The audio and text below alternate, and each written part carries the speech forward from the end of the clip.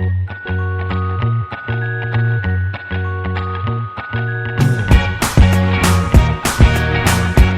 Everyone, welcome to my YouTube channel V electrifying by Gopika Agrawal.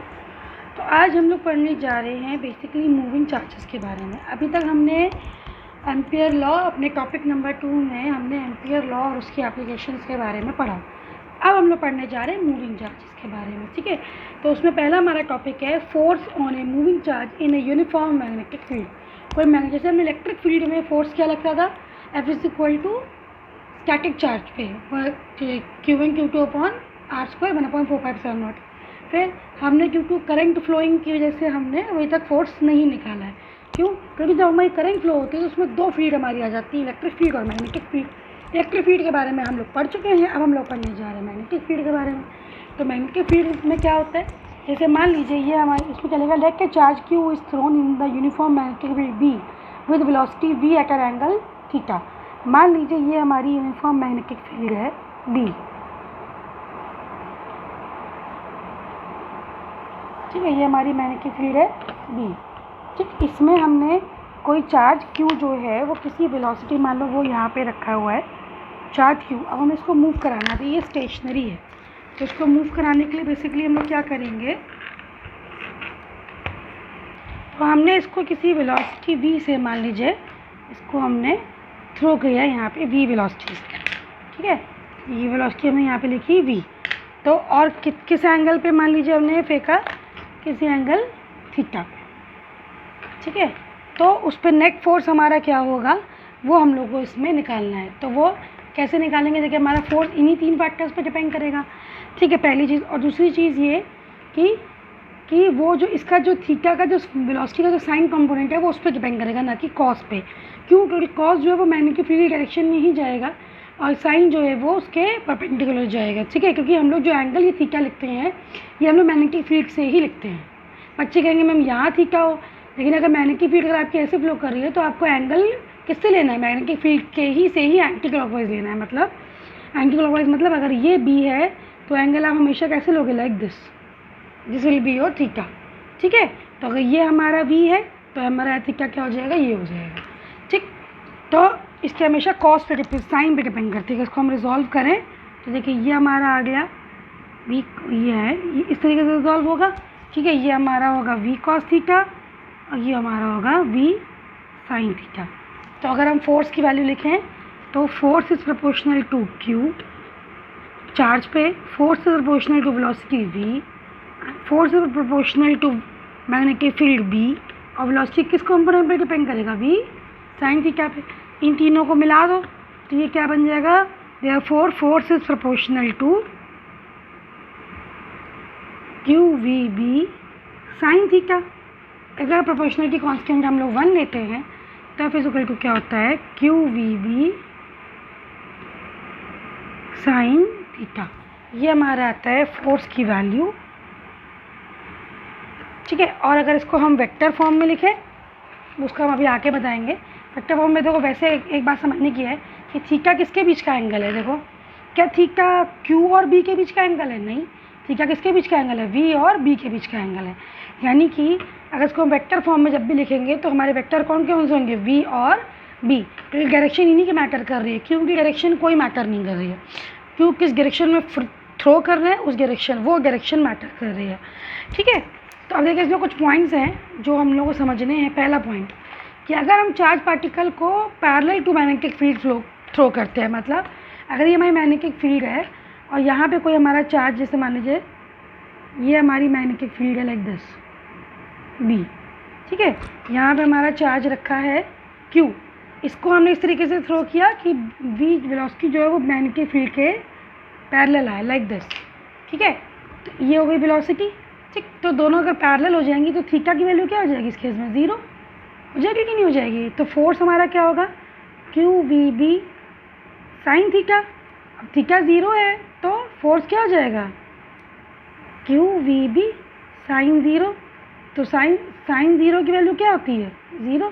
तो force हमारा क्या हो जाएगा इस केस में, 0, मतलब कोई फोर्स एक्ट नहीं करेगा। अब एंटी क्लॉकवाइज देखिए कैसे होगा, ये अगेन देखिए हम मैग्नेटिक फील्ड अपनी यहाँ बनाते हैं, इस तरीके से। और मान लीजिए हमारा यहाँ पे चार्ज रखा है Q, तो इसको हमने क्या किया, एंटी पैरेलल थ्रो किया, मतलब अगर B इधर जा रहा है तो इसको हमने इधर थ्रो कर दिया लाइक दिस, ठीक है। तो ये हमारी हो गई V। तो अब देखो Q और V और B के बीच का एंगल कितना बन गया, 180। तो थीटा कितना आया, 180। अब देखो फोर्स की वैल्यू हमारी क्या होगी, F is equal to Q V B sine theta. अब थीटा हमारा क्या आ रहा है, 90, तो क्यू वी बी साइन 180, तो ये क्या हो गई, 0, ठीक है। अब देखिए इसके बाद थर्ड पॉइंट देखिए, थर्ड पॉइंट क्या कह रहा है, अगर हमारा चार्ज पार्टिकल स्टेशनरी है किसी यूनिफॉर्म मैग्नेटिक फील्ड में, मतलब ये अगर यूनिफॉर्म मैग्नेटिक फील्ड है और हमारा चार्ज यहाँ पे क्या है, स्टेशनरी है, वो मूव ही नहीं कर रहा है, यानी कि V की वैल्यू क्या है, 0। तो अगर V की वैल्यू 0 होगी तो फोर्स क्या हो जाएगा, Q V B sine theta से। अगर V 0 है तो फोर्स भी 0। फोर्थ पॉइंट देखिए, ये particle is neutral that is neutron is thrown in uniform magnetic field. मतलब अगर ये मैग्नेटिक फील्ड हमारी इस तरीके से बनी हुई है, ठीक है, और इसमें हमने एक न्यूट्रॉन थ्रो किया, और न्यूट्रॉन पे चार्ज हमारा क्या होता है, 0, यानी कि इस केस में Q की वैल्यू क्या हो गई, 0। तो F इज इक्वल टू क्या आ जाएगा, 0, ठीक है, अगेन 0 आ गया। अब देखो number 5, if magnetic charge is thrown perpendicular to the magnetic field. देखो अब अगर हमारी ये मैग्नेटिक फील्ड है,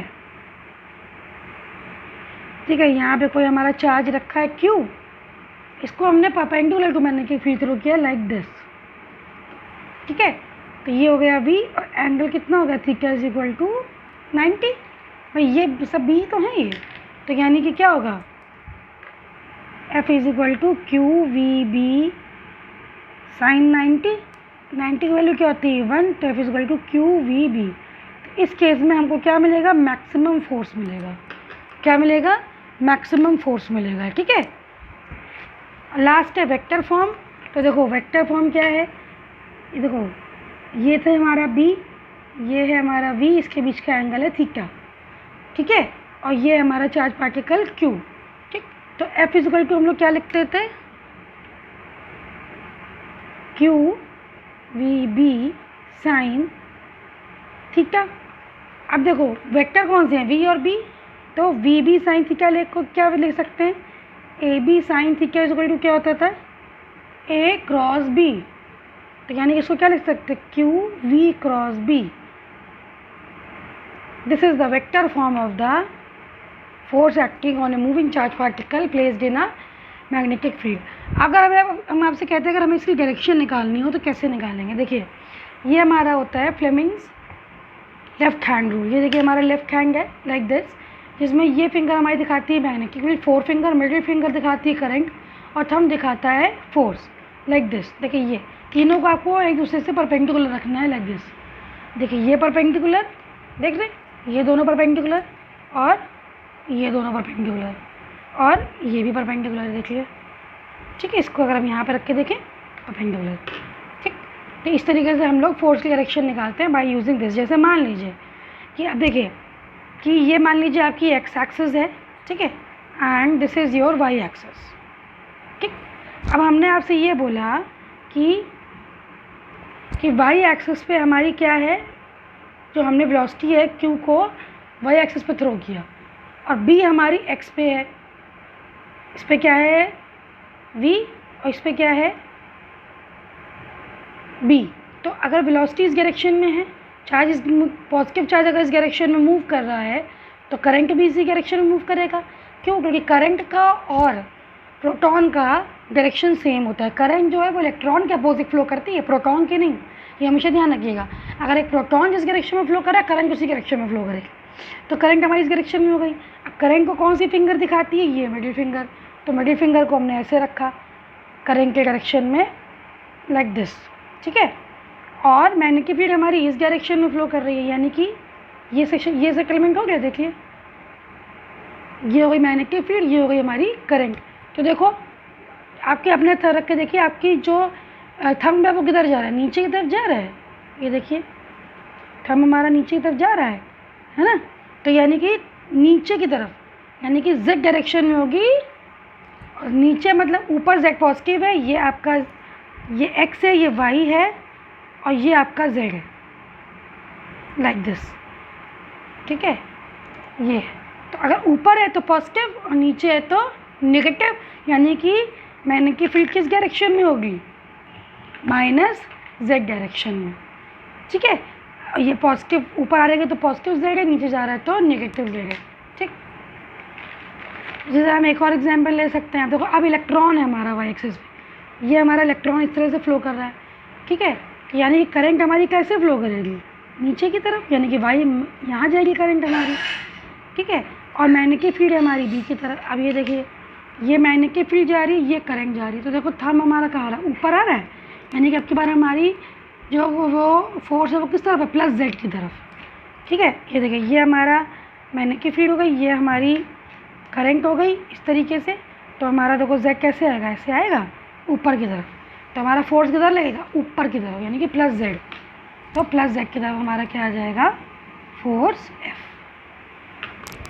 ठीक है। तो ये था हमारी डायरेक्शन ऑफ फोर्स। अगर हम आपसे इसी फोर्स फॉर्मूले को यूज़ करके हम आपसे बोलें कि डेफिनेशन ऑफ 1 टेस्ला हमारी क्या होगी, तो ये देखिए F इक्वल टू हमारा होता था QVB साइन थीटा, है ना। अगर हम यहाँ से B की वैल्यू निकालें तो क्या आएगा, F upon QV sine theta, ठीक है। तो 1 ये वैल्यू कब आएगी, जब फोर्स 1 लग रहा हो, 1 न्यूटन, चार्ज कितना हो 1 कूलम, वेलोसिटी कितनी हो 1 मीटर पर सेकेंड, और एंगल थीटा कितना हो 90। तो इस पूरे की वैल्यू क्या आ जाएगी, 1 टेस्ला।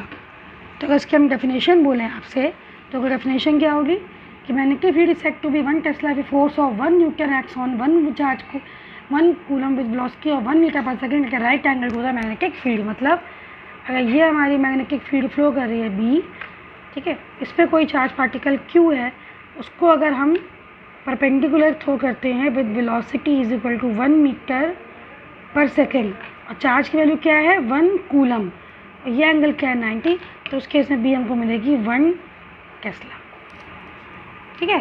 तो ये हमारा था फॉर्मूला, ठीक, इसको देख लीजिएगा। Have a nice day, thank you.